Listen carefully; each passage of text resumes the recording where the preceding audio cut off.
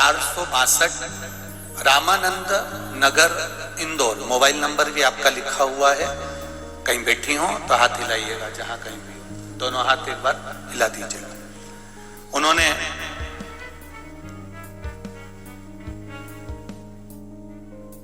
भजन की एक लाइन लिखी है, छोड़कर सारा जमाना तेरे धर्म पे आ बैठे। क्या बखान करूं गुरुदेव। आंकड़े की जड़ पशुपतिनाथ का व्रत और तुमरुका जी के नाम में क्या बल है। मेरी मासी की शादी को 24 साल हो गए थे, उन्हें संतान सुख नहीं था। इस वजह से उन्हें परिवार वाले भी बहुत अपशब्द कहते थे।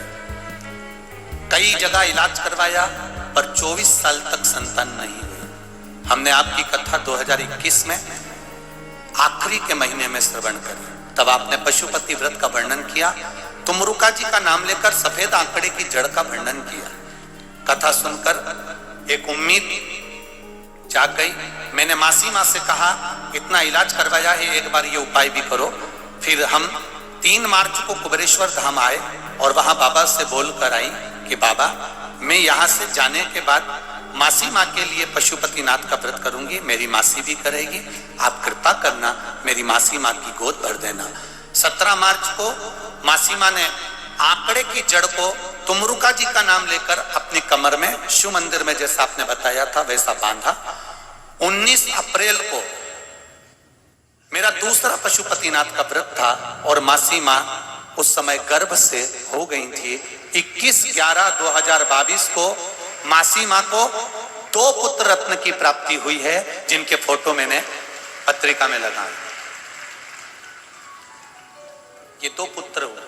हर हर महादेव। वीडियो में अंत तक जरूर बने हुए रहना। 12 वर्ष के बाद कैसे संतान हुई है वो भी बताया जाएगा, और आंकड़े की जड़ को किस तरह से लाना है और किस तरह से आपको बांधना है पूरी विधि के साथ बताया जाएगा। आंकड़ा कैसा होता है, उनकी जड़ कैसी होगी ये भी बताया जाएगा।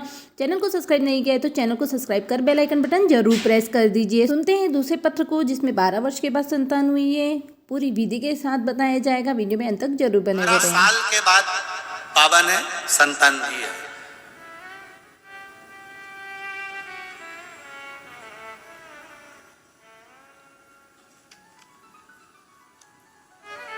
दीक्षा नाथ भोले पंत की बेटी इंदौर से हैं। मोबाइल नंबर ये, जिसका भी हो वो हाथ हिला सकती हैं। दीक्षा नाथ, गुरुजी मेरे भोले बाबा का आपका क्या वर्णन करूं, मेरे शिव जी का। 12 वर्ष शादी के हो गए थे। 12 साल के बाद भोले बाबा की कृपा से, शिव कृपा से, आंकड़े की जड़ का प्रयोग और तुमरुका जी के नाम का स्मरण कर 12 साल के बाद बाबा ने मेरे घर में 2 बेटियों को दिया है। उसके फोटो लगा रहा। दोनों ही पति पत्नी बड़े भाग्यशाली है। अपनी दोनों बेटियों को लेकर के कथा पंडाल में आए थे कथा सुनने के लिए, और गुरुदेव की गोदी में दोनों बेटियों को दिया और आशीर्वाद लिया। आगे सुनते हैं कि किस तरह से आंकड़े की जड़ को बांधना है, क्या नियम है, क्या विधि है। दीदी बोल रही हैं, इनको थोड़ी सी भी तकलीफ होती है तो मैं एक बेलपत्री इनके पास में रख देती हूँ और वही बेलपत्री बाबा की घूटी में घिस के दे देती हूँ। मेरा बाबा लाज रखते। नमस्ते। ये शिव है। ओ घड़ी तेरी कृपा बिना न हिले, एक भी लेते हैं श्वास तेरी कृपा से तनो तनो। बखान क्या करूं मैं रागों के ढेर का, चपटी भभूत में खजाना कुबेर का। ये उसकी कृपा बिना नहीं हो सकता।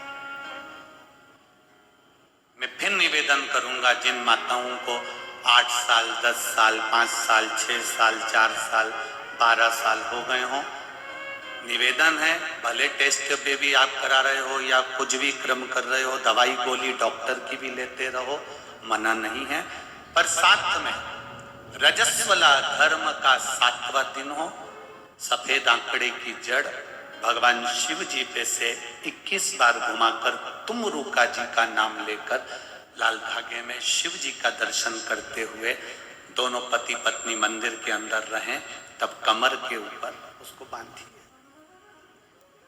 शिव कृपा, उसकी कृपा बिना कुछ नहीं। पर विश्वास के साथ कई बार सफेद आंकड़े की जड़ या तो पति लेकर आ जाता है या पत्नी लेकर आ जाती है या किसी मोहल्ले वाले से बुलवा ली जाती है। फिर लोग कहते हैं हमने भी बांधी थी। या सफेद आंकड़े की जड़ का नियम है, शंकर की आराधना में जब शिव की भी जड़ अगर लेकर आना है तो पति पत्नी दोनों जाएंगे, दोनों लाएंगे साथ में, तब जाकर उसको शिव मंदिर तक दोनों लेकर जाएंगे।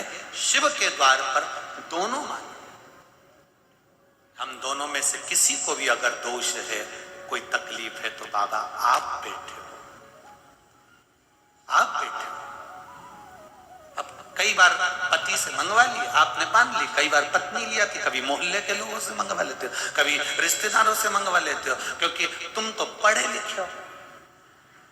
तुम कहां जाओ? शिव भक्ति की ओर अग्रसर। तुम रुका जी। रजस्वला धर्म के 7वें दिन पति व पत्नी दोनों शिवालय जाए। शिवलिंग पर से आंकड़े की जड़ को 21 बार तुम रुक्का जी का नाम लेकर के उतारें और लाल वस्त्र में वहीं मंदिर में खड़े होकर के, जब पति और पत्नी दोनों खड़े हैं उस समय शिवलिंग को देखते हुए पत्नी अपनी कमर में बांध दें।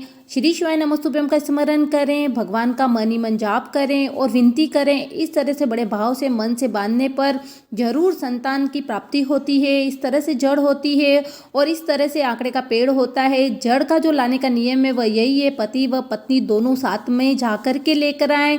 वीडियो को ज़्यादा से ज़्यादा शेयर करें। चैनल को सब्सक्राइब नहीं किया है तो दोस्तों चैनल को जरूर सब्सक्राइब करें। श्री शिवाय नमस्तुभ्यम।